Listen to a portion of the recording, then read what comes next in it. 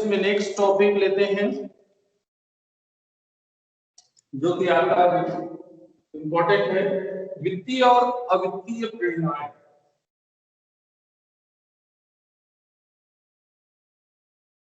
वित्तीय और अवित्तीय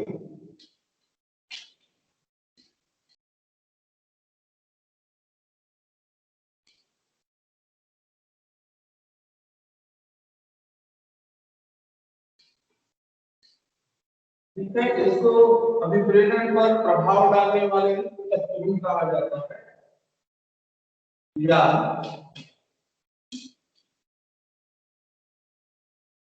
अभिप्रेरण पर प्रभाव डालने वाले तत्व या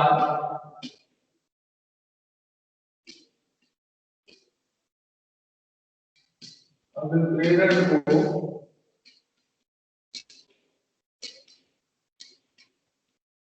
प्रभावित करने वाले घटक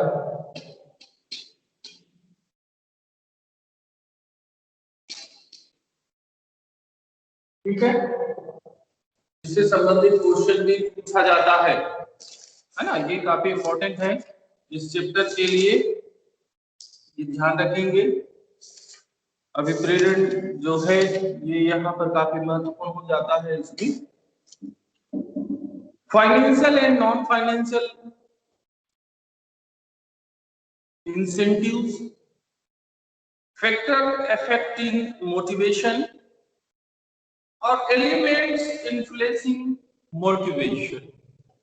ठीक है, तो जैसे कि मानवीय स्वभाव को समझना जो है हम कहते हैं काफी कठिन होता है और ये काफी कठिन कार्य है। जो ह्यूमन नेचर है उसमें हम देखते हैं उनकी शारीरिक, आध्यात्मिक और सामाजिक आवश्यकताएं काफी होती हैं। तो मनुष्य की आवश्यकताएं हम कहते हैं कि ना अनंत है। एक आवश्यकता के पूर्ण होने के पश्चात ही दूसरी आवश्यकता जो है वह उत्पन्न हो जाता है, यानी उसकी वहां शुरुआत हो जाती है। तो आवश्यकताएं अनंत होने के कारण से उसकी आवश्यकताएं अलग अलग तरीके से होती हैं, चाहे वो फिजिकल हो, मेंटल हो या फिर सोशल आवश्यकताएं हो, इकोनॉमिक आवश्यकताएं हो। तो आवश्यकताओं की कई प्रकार है, किसी तरीके से आवश्यकताएं हो सकती हैं। तो ये जो आवश्यकताएं हैं व्यक्ति की आयु, शिक्षा, उसकी आर्थिक स्थिति के साथ साथ उन आवश्यकताओं का तुलना या उसका तुलनात्मक महत्व जो है वो घटता और बढ़ता रहता है। और साथ ही यह माना हुआ तथ्य है कि एक व्यक्ति की आवश्यकताएं औसत व्यक्ति एवरेज मैन की आवश्यकताओं के बिल्कुल अनुरूप नहीं होती। इसलिए इसमें सफल अभिप्रेरण के लिए, मोटिवेशन के लिए, सक्सेस मोटिवेशन, इसके लिए आवश्यक है कि ह्यूमन नेचर को समझी जाए और वो मानवीय जो मनुष्य की जो मूल आवश्यकताएं हैं और आवश्यकताओं के साथ साथ उसकी व्यक्तिगत इच्छाओं का भी ध्यान रखा जाना चाहिए या रखा जाए। तो इस दृष्टिकोण से यदि हम देखते हैं तो विभिन्न व्यक्तियों के विभिन्न घटक अभिप्रेरणाओं में मिलती हैं। अब इसको हम दो तरीके से विभाजित कर सकते हैं। तो अभिप्रेरण को प्रभावित करने वाले घटक मुख्य रूप से उनको दो भागों में हम विभाजित कर सकते हैं। पहला तो होता है मौद्रिक और दूसरा होता है अमौद्रिक। ठीक है, ये दो आपके मुख्य ये घटक है, मौद्रिक घटक और अमौद्रिक घटक। अब मौद्रिक घटक जो है तो पहले बात करते हैं मौद्रिक घटक। ठीक है, मौद्रिक घटक में कौन कौन सी चीजें हैं इसको आगे कर लेते हैं। नीचे लिखेगा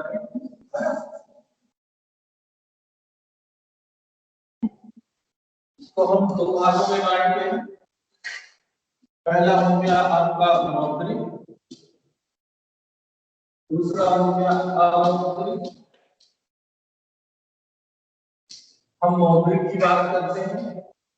मौद्रिक जो है, अब इसमें मौद्रिक में क्या क्या चीजें आती हैं? मौद्रिक जैसे कि मुद्रा से संबंधित, रुपए पैसे धन इससे संबंधित होता है। अर्थात मौद्रिक में मजदूरी या वेतन, फिर हम पहुंचते हैं इसमें प्रीमियम,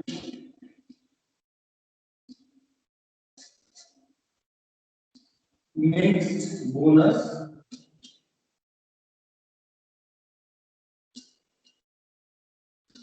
इनाम और नियोगों पर ब्याज।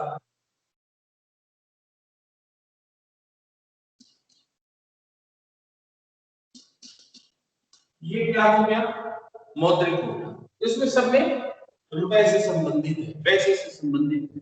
तो मौद्रिक प्रेरणाएं प्रबंध की अर्थशास्त्री जो है मार्शल, इनके अनुसार से व्यक्ति की क्रियाओं के लिए सबसे शक्तिशाली जो प्रेरणादायक घटक होता है वह होता है वेतन या मजदूरी। जो कार्य का जो भी कार्य करते हैं उसके बदले में उनको एक तरीके से भौतिक पुरस्कार के रूप में होता है। तो मौद्रिक प्रेरणा सबसे प्रमुख है, इससे कोई भी इनकार नहीं कर सकता है, किंतु पूर्ण प्रेरणा नहीं है। जैसे कि मनुष्य मुद्रा द्वारा एवं अन्य आवश्यकताओं, मनोवैज्ञानिक एवं सामाजिक से भी अभिप्रेरित हुआ करता है। तो मौद्रिक प्रेरणाएं कर्मचारियों को अपने भोजन, वस्त्र और आश्रय संबंधी आवश्यकताएं अपनी इच्छा अनुसार पूरा करने में समर्थ बनाती है। तो मुद्रा रहना यानी कि सुरक्षा का एक भावना उत्पन्न हो जाता है।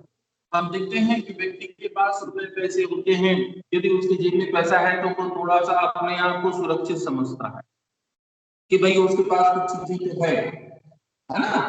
तो ये एक उसकी सुरक्षा की भावना जो है वह उस पर उत्पन्न हो जाता है।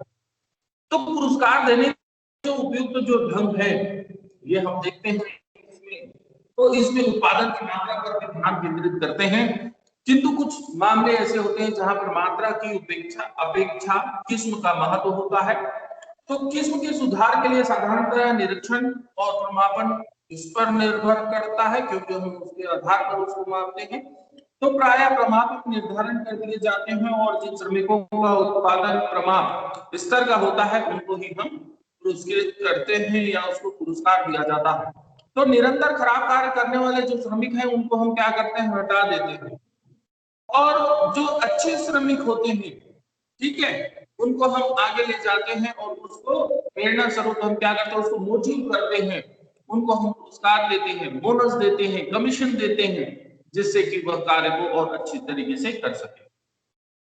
तो यहाँ पर हम देखते हैं कि मौद्रिक जो प्रेरणाएं है ना, मॉनेटरी इन्वेंटरी जो है मॉनेटरी, ठीक है, तो यहाँ पर ये जो पैसे से संबंधित उसके पास जब आवरण हो जाता है, सुरक्षा हो जाता है, जैसे कि हर व्यक्ति की इच्छा होती है रोटी, कपड़ा और मकान, ठीक है, खाने के लिए रोटी चाहिए, पहनने में कपड़ा चाहिए और रहने के लिए मकान चाहिए। तो ये तीन मुख्य आपके साधन हैं या ये तीन नीड्स हैं हर व्यक्ति की, और इन्हीं के आधार पर मानवीय इच्छाएं जो हैं, उनकी आवश्यकताएं हैं, वह उत्पन्न होती हैं। तो ये मौद्रिक प्रेरणाएं हैं।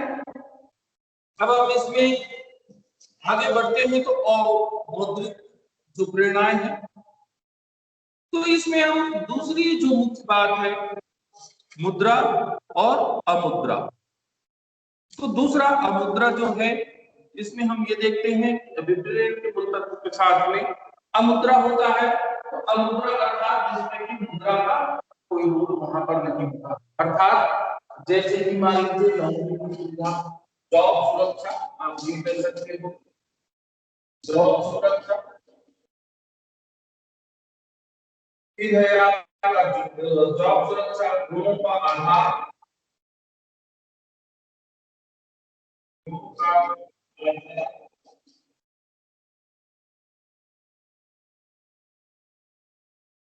सराहना। सराहना मतलब कि क्या होता है भाई, उसको कोचिंग करना, बताना भाई हाँ अच्छा काम कर रहे हो, आपने अच्छा किया है, ठीक है ना।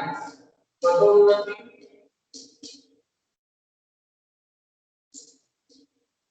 पदोन्नति, परामर्श,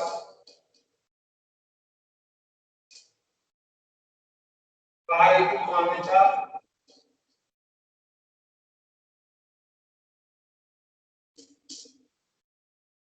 और सुख सुविधाएं, आप ये कह सकते हैं।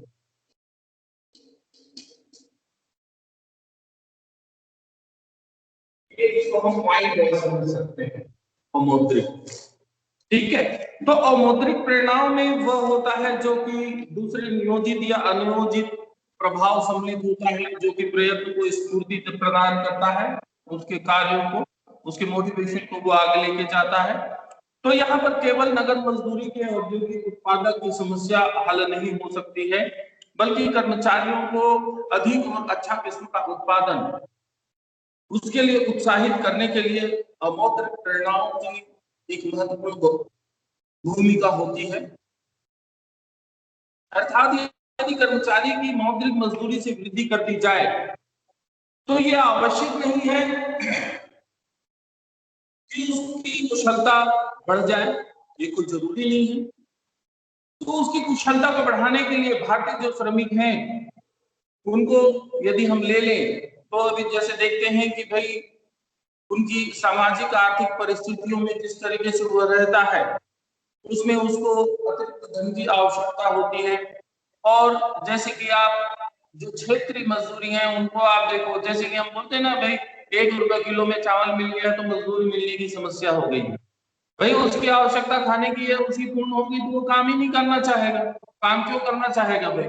और यहाँ के मजदूरों की जो वो क्या करता है, जो कमाता है और उसका बहुत सारा भाग वो अन्य साधनों में वेस्ट कर देता है। जैसे कि यहाँ की मजदूरी जो होते हैं, मजदूर होते हैं, उनमें बहुत सारे ऐसे कहें कि दुर्व्यसन आप ये कह सकते हो, या ऐसे उनका होता है, उनकी इच्छाएं जो हैं, या हम कहें कि ऐसे कार्यों में वो व्यस्त कर देते हैं धन जिसकी आवश्यकता नहीं होती। अर्थात यदि हम देखें कि भाई जो लोकल मजदूर होते हैं, श्रमिक होते हैं, उनको देखिए कि दिन भर में 100 रुपए कमाता है, जैसे शाम होता है तो गलत आदतों पर पड़ के वो क्या करते हैं, फिर जाके वो जुआ खेल दिए, सट्टा खेल दिए, या फिर दारू शारू जो है वो पी लिए और मस्त हो गए, है ना। तो ऐसे इनकी संभावनाएं उनमें अधिक है और वो उन चीजों पर महत्व देते हैं। बहुत से ऐसे मजदूर होते हैं केवल उसी के लिए काम करते हैं दिन भर। तो यदि इसको अवित्तीय प्रेरणाओं में उत्पादन में यदि उसकी वृद्धि हो सके, अर्थात यदि हम कहें कि प्रबंधन जो है वह संतोषजनक ढंग से कार्य करने के लिए संस्था का एक उसको आगे यदि वो उसको मिलेगा। अब जैसे कि हमने कहा कि भाई जॉब की सुरक्षा प्रदान करना, गुणों का आधार, सराहना, पदोन्नति, परामर्श, कार्य को मान्यता, सुख सुविधाएं। तो हर व्यक्ति चाहता है कि उसको सुख सुविधाएं भरपूर मिले।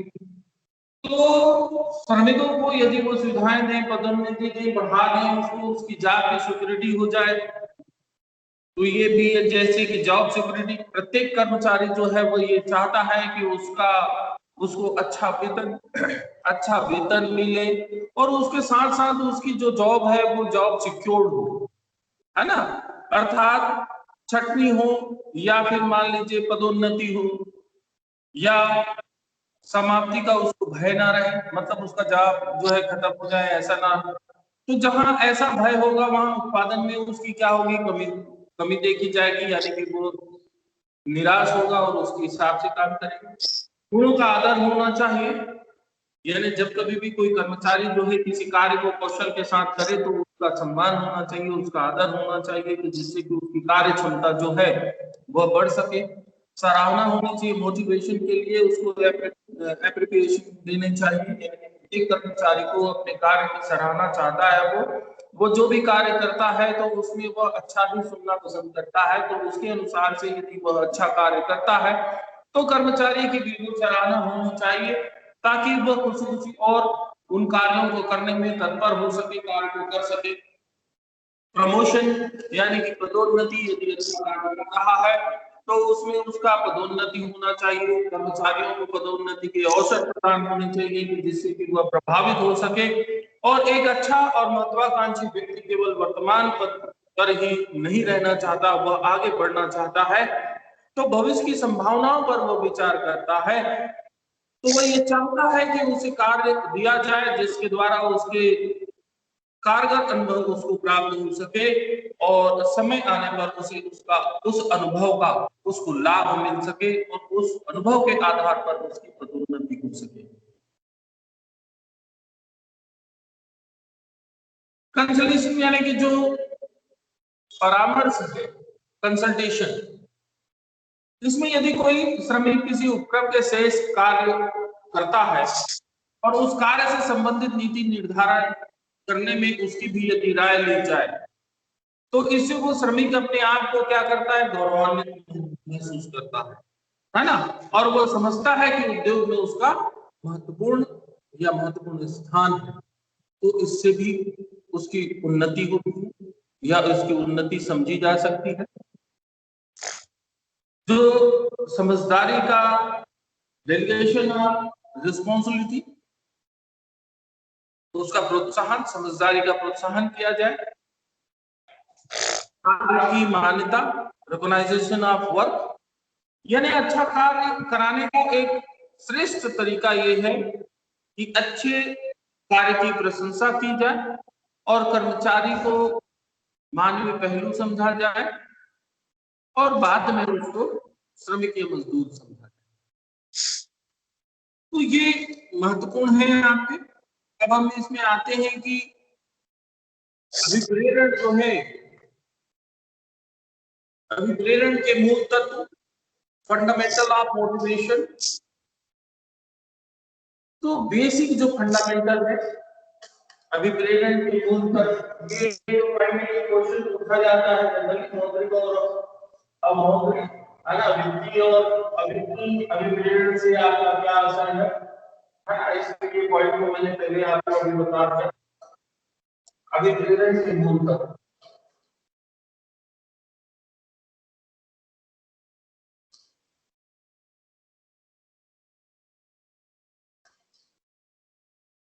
अभिप्रेरण के मूल तत्व, ठीक है, फंडामेंटल ऑफ मोटिवेशन। तो इसमें इसके जो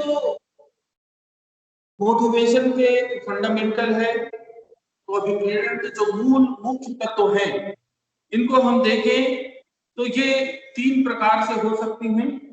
एक तो होता है सुरक्षा, ठीक है, सुरक्षा, मान्यता, सुरक्षा, मान्यता, अभी मैंने आपको बताया विकास के अवसर,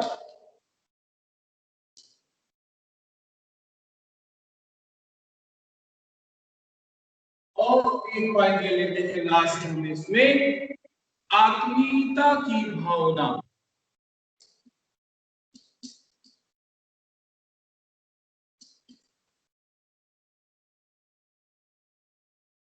ये है ना। तो जैसे सुरक्षा, अब सुरक्षा कैसे सुरक्षा चाहता है, रोजगार को चाहता है, रोजगार की सुरक्षा चाहता है, माने भैया उसका काम जो है वो सुरक्षित रहे, जहां पर भी वो काम कर रहा है वहां पर वो सुरक्षित हो। और रोजगार के साथ साथ आर्थिक भी चाहता है, उसका दुकान कर रहा है तो उसके साथ में उसको भैया जो भी मेहनत कर रहा है तो उसमें उसको पैसे भी मिलने चाहिए, आर्थिक स्थिति सुबह सुदृढ़ है। और तीसरी वह चाहता है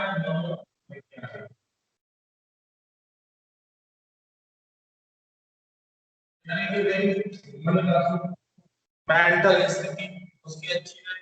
तो भाई जॉब सिक्योरिटी जो भी मैंने आपको बताया वही है कि आदमी जब जॉब का काम करता है तो काम करता है तो वो तीन ये मुझे उसके कारण हो जाते हैं। एक तो वो काम में बना रहे, दूसरा उसकी जॉब सिक्योरिटी रहे, वो ये चाहता है रोजगार में वो कायम रहे, तो उसका काम चलता रहे, काम में रहे वो, है ना, और उसको जो काम कर रहा है उसके हिसाब से उसका अर्न भी होता रहे, उसको आर्थिक सुरक्षा भी रहे कि भाई उसको बंधा बनाया जो है वो पैसा मिलता रहे जो काम कर रहा है, और दिमागी तौर पर मनोवैज्ञानिक सुरक्षा, यानी संस्था में ऐसा विश्वास कि प्रत्येक कर्मचारी के साथ न्यायिक व्यवहार किया जाए, ये मनोवैज्ञानिक सुरक्षा है। भाई हर व्यक्ति चाहता है कि भाई उसके साथ उसकी संस्था में अच्छा व्यवहार हो और उसके साथ अच्छा कार्य किए जाए, अच्छे व्यवहार किए जाए, और जो भी व्यवहार हो वो अच्छे तरीके से सही तरीके से हो। दूसरी बात आती है मान्यता की, रिकॉग्नाइजेशन का। तो प्रत्येक कर्मचारी अपने प्रोत्साहन के लिए अपनी और कार्य की मान्यता तथा उसकी प्रतिष्ठा ये चाहता है, अतः प्रेरणा योजना में इसकी व्यवस्था होनी चाहिए। फिर हम बात करते हैं विकास के अवसर या प्रगति का अवसर प्रदान होना चाहिए, अपॉर्चुनिटीज या प्रोग्रेस एंड ग्रोथ। तो इसमें कर्मचारियों को यह ज्ञान अच्छे से होना चाहिए, या हम ये कम देखने के लिए मिलता है कि उन्हें तरक्की दी जाए या नए नए अवसर प्रदान किए जाए, ज्यादा अच्छा काम करने के लिए सबसे अधिक उसको प्रभावित करता है कि भाई जो कर्मचारी है उसके विकास के अवसर, प्रगति का अवसर, यानी कि कर्मचारी जब अच्छा कार्य करे तो उसको प्रोत्साहित किया जाना चाहिए, उस कार्य के लिए उसको रिवार्ड्स मिलने चाहिए कि जिससे कि वह सही तरीके से उन कार्यों को करे और उन कार्यों के आधार पर, अपने अनुभव के आधार पर वह आगे बढ़े। चौथी बात जो है वह भी महत्वपूर्ण है, आत्मीयता की भावना, सेंस ऑफ वैल्यू। तो इसमें आधुनिक व्यावसायिक संस्था में कर्मचारियों के बीच इस भावना का होना कि वे एक संस्था के एक अभिन्न अंग है, जिस संस्था में वो काम कर रहे हैं तो वो ये उसके अंदर ये भावना होनी चाहिए कि संस्था उसके लिए है, संस्था संस्था में उसका एक महत्वपूर्ण रोल है, वो संस्था का एक पार्ट है, और वे अपने अपने स्थान पर बहुत ही महत्वपूर्ण कार्य करते हैं, जो उसको कार्य को दिया गया है तो वो संस्था के लिए काफी इंपॉर्टेंट काम कर रहा है। तो ये अभिप्रेरण भी काफी बहुत महत्व का होता है और महत्वपूर्ण होता है संस्था के लिए भी और कर्मचारी के लिए भी। कर्मचारी को यदि ये भावना हो कि भाई जिस संस्था में वह काम कर रहा है उस संस्था में उसकी आवश्यकता है, संस्था में वो काफी महत्वपूर्ण रोल अपना रहा है, तो उसमें उत्साह होगा, वो कार्य को सिंसियरिटी से करेगा।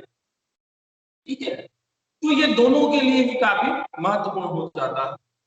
अब हम बात करते हैं अच्छी प्रेरणा की व्यवस्था के आवश्यक तत्व जो है, या हम कहें कि अच्छी प्रेरणा क्या है। तो इसमें फुड्स और कोडोनिल इन्होंने ये व्यवस्था दी है।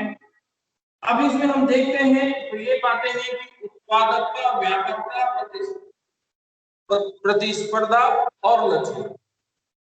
ठीक है, ये चार मुख्य हैं, और ये चार मुख्य बातें एक अच्छी प्रेरणा व्यवस्था की आवश्यक तत्व हो सकते हैं। ठीक है,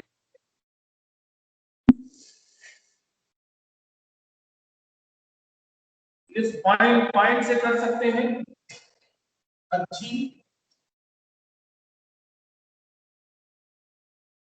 प्रेरणा। ठीक है, अच्छी अभिप्रेरण, अभिप्रेरण मोटिवेशन की बात करते हैं।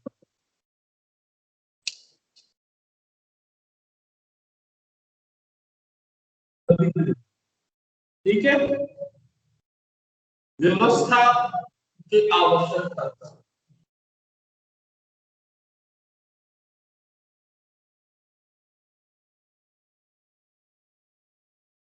अब इसमें ये जो है इसको भी हम चार भागों में बांट देते हैं, चार मुख्य।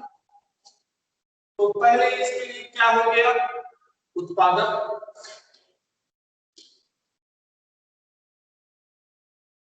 पहला पॉइंट हम ले लेते हैं उत्पादकता की। फिर हम व्यापकता की बात करते हैं, व्यापकता। और प्रतिस्पर्धा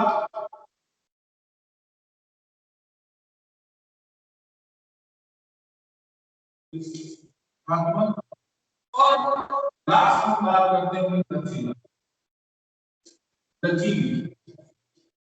ठीक है, ये चार मिलकर भाई किसी भी मोटिवेशन के लिए ये महत्वपूर्ण है।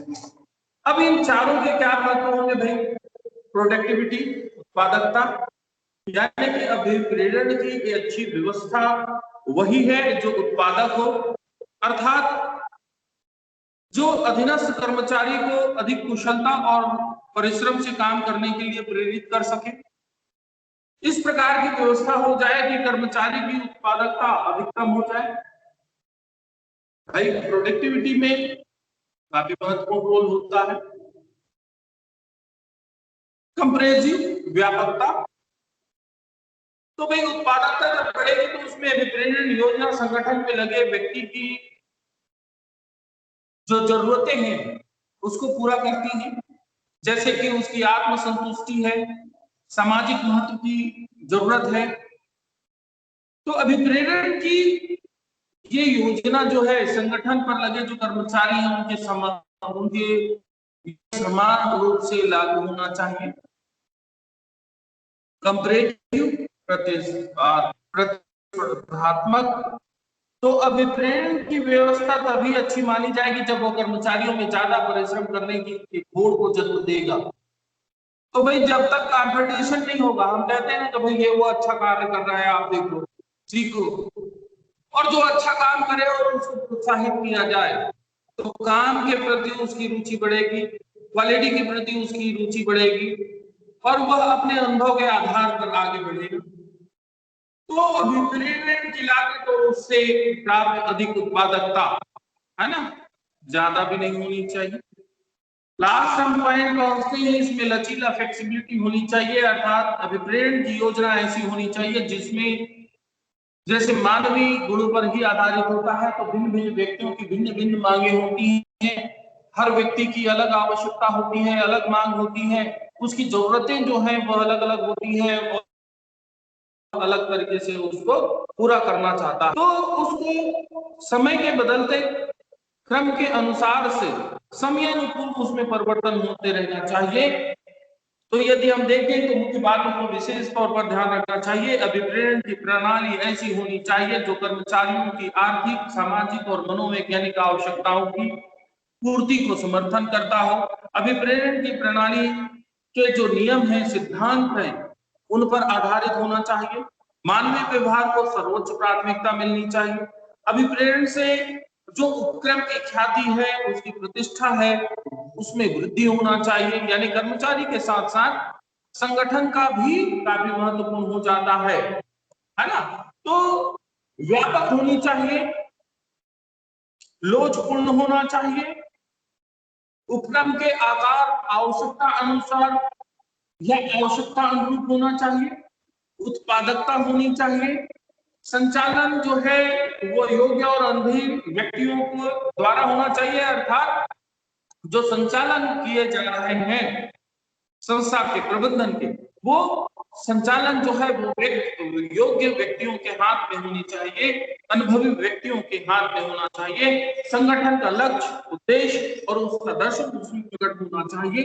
निरंतरता का स्थायित्व होना चाहिए, उस सिद्धांत पर आधारित होना चाहिए।